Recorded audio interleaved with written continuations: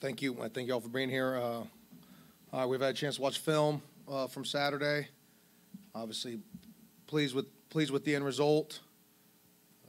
Did some really good things on both sides of the ball at times, but very evident on the tape that a number of areas in which we need to improve and improve in a hurry.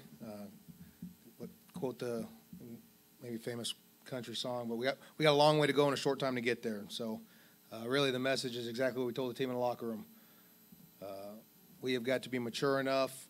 We have got to be enough of competitors to watch that film with a very critical eye and know that everything that shows up on tape is now more ammunition for your opponent to study and find ways to exploit your weaknesses. And so if we are truly competitors, right, want to be the best we can be, we watch that film with a very critical eye, and we need to identify the mistakes we made, the flaws in our schemes, right? That's our responsibility as coaches, but the flaws in our schemes, flaws in our fundamentals that showed up, our techniques, and we need to get them corrected in a hurry because the competition level takes a very big jump, and it starts this weekend. Arizona is an incredibly talented team. You can tell they're year 3 in their system. Coach Fish and his staff have done a tremendous job. They're physical and aggressive on defense, very physical up front.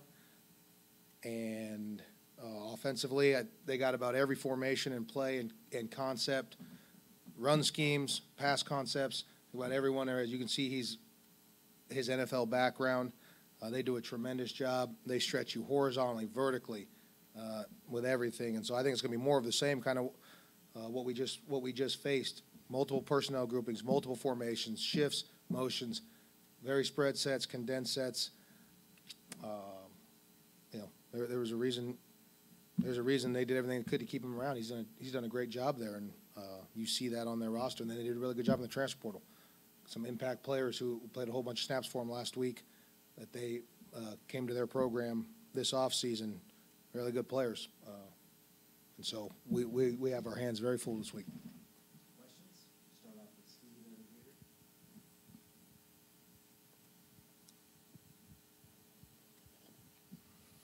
Coach, you mentioned them.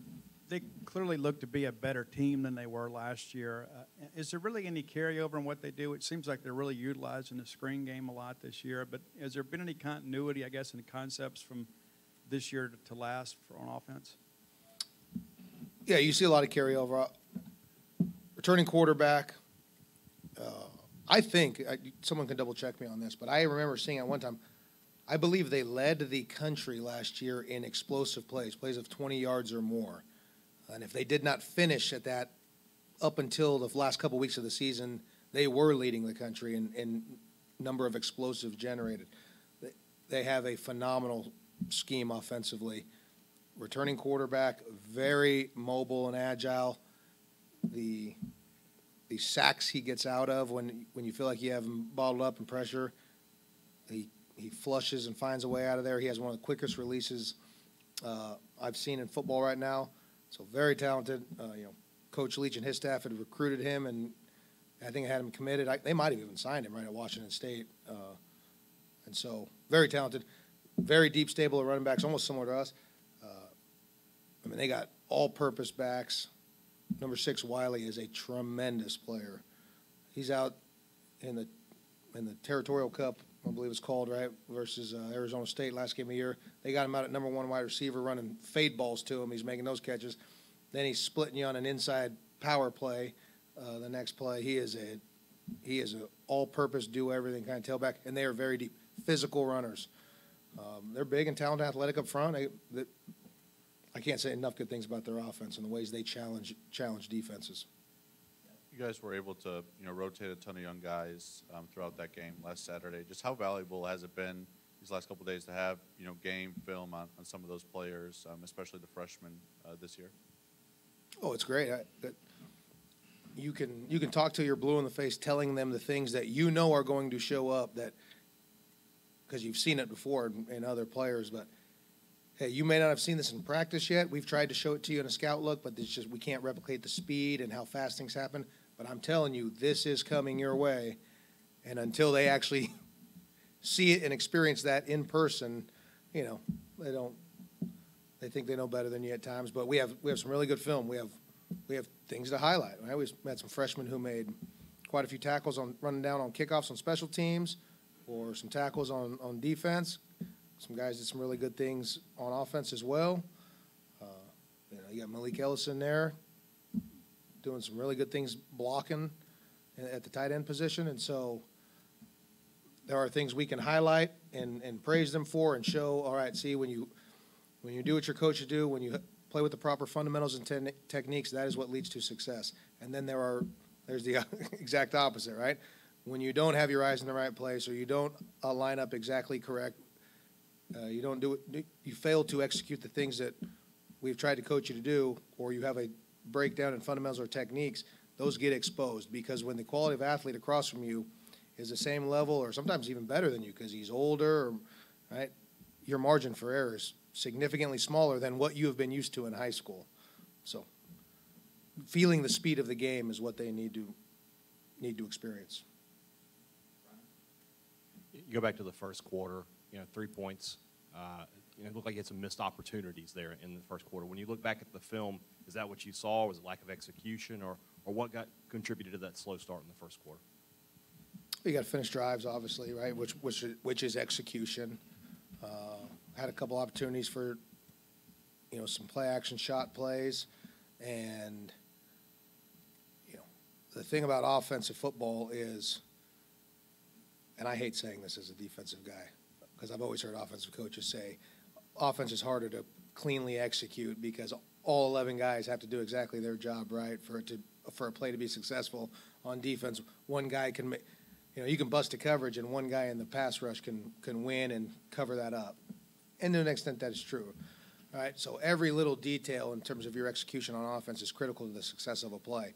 Quarterback being in the exact right spot in the pocket at the exact right depth, how you set those guys, sustaining and staying on your blocks in the run game, driving on the correct angle. Right? The difference between 4 and 5 yard gains and explosives in the run game sometimes are how you sustain on a block and driving at the right angle. Right? So then a guy's not able to fall off late, kind of muddy up, make the running back stop his feet before he can accelerate through the hole. So, yeah, we got to finish better. We got to execute better. We saw you guys have a couple of different offensive line combinations, early in that game. What are you kind of looking for from your O-line when you go back and watch the film? And do you know when you want to have, just 5 guys just set in that position? Well, you want 5 set, but it's not fair in the spirit of competition, it's not fair unless you clearly can show with evidence these 5 are clearly better than the next couple. And so we're trying to figure out who our best 5 are. Our backup tackles came in. The guys who were the backups in the game, they came in and played really, really well and did some things maybe as good or better at times than the guys ahead of them. So there's going to be open competition there this week. And it's the same thing we do at defensive line and on defense, right? You're constantly, you can keep guys fresh, which is good. But B, right, you can maintain a competition throughout the season because you're constantly trying to find your best 11 at all times. Hey, Zach, you mentioned, earlier that you were pleased with the result, but there's a lot of stuff you need to work on. Based on watching the film, was there anything specifically that you think you guys need to work on more than kind of anything else based on the game, or what are you kind of hoping to improve the most on from that film session? Well, I think it's specific to each phase of the game, right? There are things in the kicking game and special teams. Freshman kicker did a fabulous job, made his 2 kicks, and at distances longer than we probably went into the game ideally, wanting him to have to kick his first couple. But there are some things that obviously showed up in field goal protection that we got to clean up a little bit. We would like all touchbacks. You don't have to cover kicks. We had to cover, I think, every one. We got some really good film of getting down the field, compressing space, right? Being able to button press off of a block. Again, that gets harder and harder too.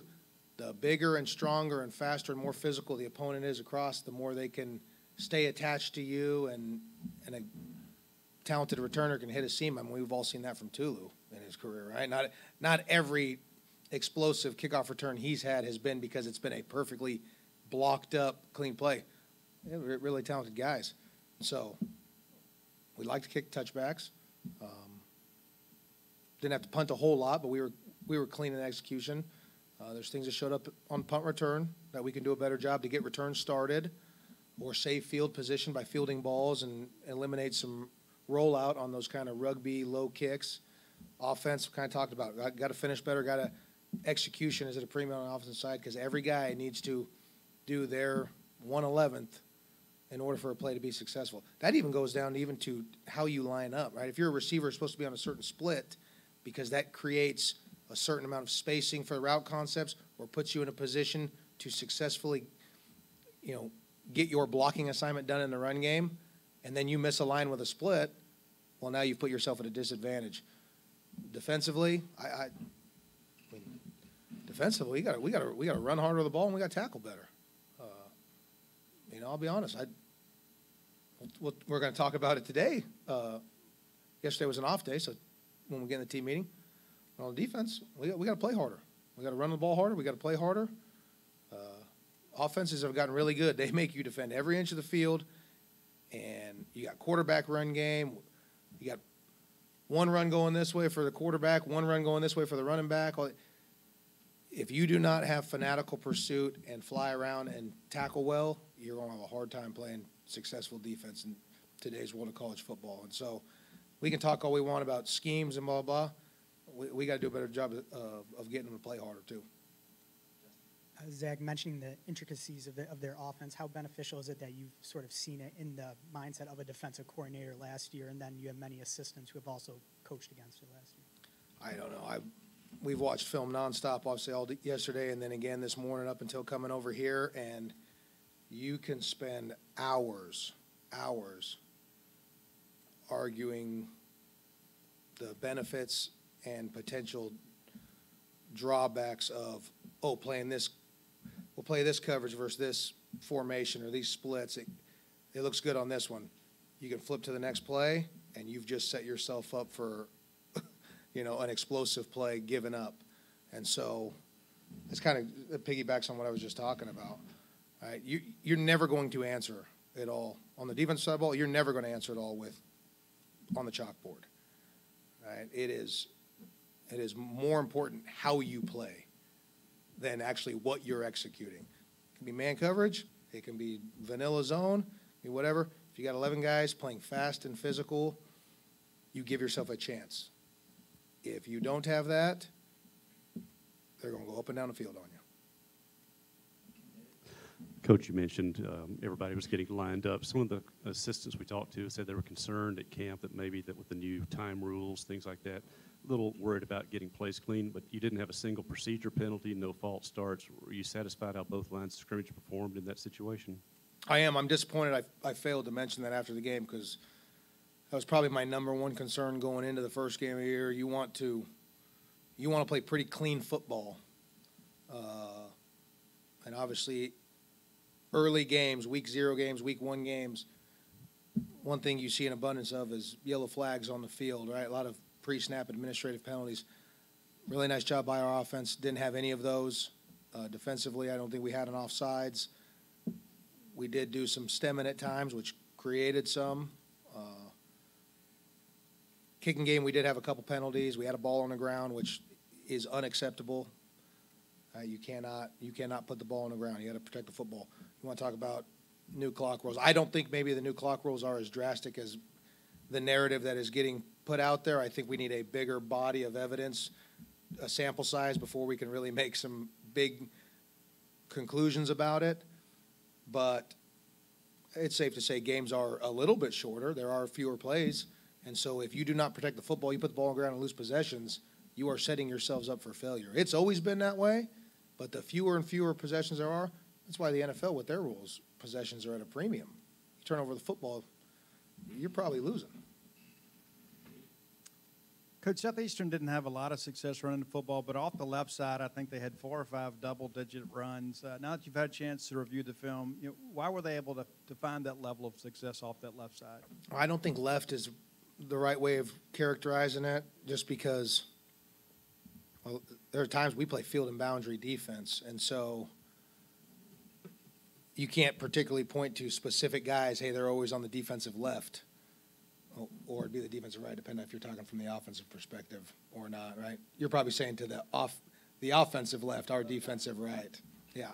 So, again, we'd probably talk more field boundary, but there are things we did schematically, we called, that did not have us in a good position for the particular plays they were running. Give credit to Coach Self and his staff. They did a tremendous job of coming up with a game plan. And then obviously, like I said, you got to run and you got to tackle. You know, I happen to believe, particularly in the run game, there's a lot of people who believe in gap responsibility, or some people call it gap cancellation. You try to spill everything, keep it running sideways out to the sideline. I'm a more of a believer in you constrict space, right? You stack up bodies into each other and you muddy up seams. And obviously we did not do a good enough job of that at times in the run game. Some of it because of the calls we made, other times because we didn't play hard or physical enough. I mean, that'd be my evaluation of that, yeah. Coach, do you have any update on Xavion, if he could be back this week? Yeah, we anticipate him to, yes, sir. Xavion probably could have went even last week some, but obviously if something unfortunate happened in the game, and then you lose him for 1 or 2 games afterwards, and so we wanted to see if we could, you know, weather the storm without him. But yeah, we expect him to be back. Some coaches in various sports say they feel like their team would get better from week 1 to week 2. Or do you kind of buy into that? I know you said it was a long way to go, short time to get there, but how do you kind of look at that? Well, I'm not going to be the coach very long if we don't get better. I mean, if you don't get better from week 1 to week 2, you're not winning a lot of football games. If you don't win a lot of football games, we all know what the consequence of that is, and so we better get better. Then we better get better from week 2 to week 3, week 3 to week 4. If you're not constantly improving, well, your opponent sure is. So, yeah, we better improve. We better improve a lot as a football team if we're gonna get to sing the fight song in the locker room right there and have a good time again in the locker room afterwards. That's what's required at this level. Anything else? Hey, I got one more thing, actually, if you don't mind. Hey, I've seen this around town. I'm sure many of you have as well, but I believe you're starting to see a lot of these pop up in the front window of a lot of storefronts. Right, 2023 supporter of the Bulldog Initiative. From what I'm told, right, by the day, more and more are being requested and getting put up. But I would encourage everyone. Obviously, I'm speaking particularly to our fan base here. As you come into town this weekend, make this a rocking environment, and you're going around town, make sure you see that in the storefront before you decide to go in there, right? Before you support them, make sure they support Mississippi State Athletics. Hey, thank you very much. Hail State.